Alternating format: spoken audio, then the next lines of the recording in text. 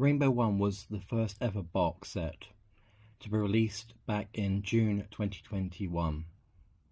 The global pandemic was going to change all of that, even though that Moon One and Rainbow One were fantastic beginnings to a new popular craze here in China. It would be impossible to discuss Rainbow without bringing up the lockdowns and how they truly affected everything. The hobby was impacted by the lockdowns in China and around the world. Shanghai was under lockdown from March 2022 until the end of May. The launch of 2021 boxes were all kneecapped. Clearly 2022 quality and content were all impacted because of labor and supply chain disruptions, as well as a low demand. Simply put, a lot of us were all on survival mode. We weren't thinking too much about hobbies. In my view, life didn't really start to improve until the first half of 2023. So you're talking about Moon 4 and Photo Fun 1. A lot of information about those 2021 and 2022 products are not entirely accurate. Many of our memories are blurry at best because we were all under a lot of stress and trying to deal with what was going on. From a personal accounting perspective, I experienced the lockdowns in Shanghai. Supposedly 80% of all foreigners simply cut and run.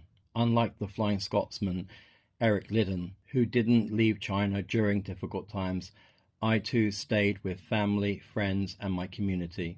I have a Rainbow One memory from that time. One of my students was frantically crawling off the walls during the lockdown. He nearly persuaded his parents to break lockdown in search of getting Kayou's MLP packs. Even if they did break lockdown, everywhere was closed down anyway. Rainbow's primary difference is the multiple unique filler cards. Moon and Photo Fun only offer one filler card. The last Rainbow box in 2025 has 5 filler cards, compared to the first 2 that only have just 2 types. Most of the filler cards are made of transparent plastic rather than paper. It's evident from even a quick look at Rainbow that the first boxes weren't really thought out. In order to be scalable, a redesign of somewhat was required, and Rainbow 3 underwent a full overhaul. In Rainbow 5, we seem to have a sidestep rather than a redesign. This appears to have been done as a result in the drastic shift of Chinese children's interests and hobbies migrating their habits since the start of the year. In my opinion, there were too many products released during late 2024. Too many new companies entered the hobby sector and swamped stores with imitation and similar goods. Many collectors were overwhelmed by the start of 2025 that they simply began liquidating their entire collections. Their interests shifted to more engaging experiences, such as blind boxes and DIY kits like blockies. In an attempt to reclaim market dominance, Kayou responded to all the competition by releasing more products. In my opinion, they won, but they paid a price by losing a lot of customers and retailers as a result of the breakneck releases. They learned, I believe, that the Chinese market is not sustainable on its own, and as of this year, they have come to terms with their destiny of becoming a new Chinese international or global brand. Rainbow One. To tell you the truth, I never purchased an entire box of Rainbow One. In the beginning, to satisfy my curiosity, I would grab a drink and a couple of Kayou's packs from a multitude of their IPs. I was searching for some kind of toys, games, or cards, and books that I grew up with during the 1980s. Despite being a Transformers fan as a boy, MLP appeared to meet my desire for my daughter to experience comparable things from my childhood. My initial thought of Rainbow was it was similar to the Ultraman packs that were available at the time, which also had plastic TR and TGR cards. To be able to compare the experience of original collectors like myself, you need to look at this from two perspectives. From the standpoint of being back in 2021, where all we had was just 2 boxes. Then from the viewpoint of being in 2025, 17 core boxes later. Those are very different experiences, like day and night. Even at the original retailer's price, opening up a Rainbow 1 in 2025 will seem like a bit of a scam in comparison with Rainbow 3 onwards. But back then it was a totally brand new product back in 2021, because you only found Rs, SRs, TRs, TGRs, SSRs and URs. There were no other high cards. The SSR cards from these boxes are getting increasingly hard to obtain on the second-hand market. The Pony Mermaid cards, especially Pinkie Pie and Fluttershy, are the most expensive. There aren't enough cards to go around. The prices listed on card trading apps are simply wrong. In reality, they are 2 or 3 times the price. You're not just in competition with individuals who desire to complete the collection, but also with the entire general public. Despite not being necessary MLP fans, a lot of people purchase these cards because they are cute, first print cards, and valuable. To buy a Rainbow 1 box in 2025, you're looking at least 5,500 to 6,000 RMB. Rainbow 2. This was the first whole box I purchased. These days, obtaining a Rainbow 1 box set is nearly impossible, but there are still plenty of Rainbow 2 boxes kicking around for a good price. If you are able to obtain a Rainbow 2, you've just bought a time machine. The sensation of opening up Rainbow 2 is virtually the same as Rainbow 1. The only difference is the cards, but the setup is exactly the same. This box is despised by many veteran foreign collectors. There are a few explanations to why it is so hated, but the main one is that there are a few cards in this box that are utterly a pain in the arse to obtain, especially the Halloween SSR Cutie Mark Crusader cards. You have Sweetie Belle as a vampire, Apple Bloom as Frankenstein, and Scootaloo as a werewolf. You can continuously open up boxes and find nothing what you're looking for. It is a savage experience. Rainbow 3 was a total overhaul that included 4 new card types. The base FR card and the transparent metallic MTR card are the 2 filler cards. The remaining cards are one jackpot card that is similar to the Moon SC card, and another high card, the USR, similar to an SGR. Given how long it had been since Rainbow 2, many Chinese retailers and collectors had assumed that Kayou had simply opted to discontinue the product. Since Rainbow 2, you had Moon 3, Moon 4, Let's Go 1, Moon 5, Let's Go 2, so 6 boxes later. A similar thing happened during 2025 with Rainbow 5. I still kept faith that the box was going to hit. In every box you always received a USR. If you received 5 SSRs, you received a XR card. But if you found 6 SSR cards, you wouldn't receive the XR card. The linchpin of the jackpot was the SSR cards.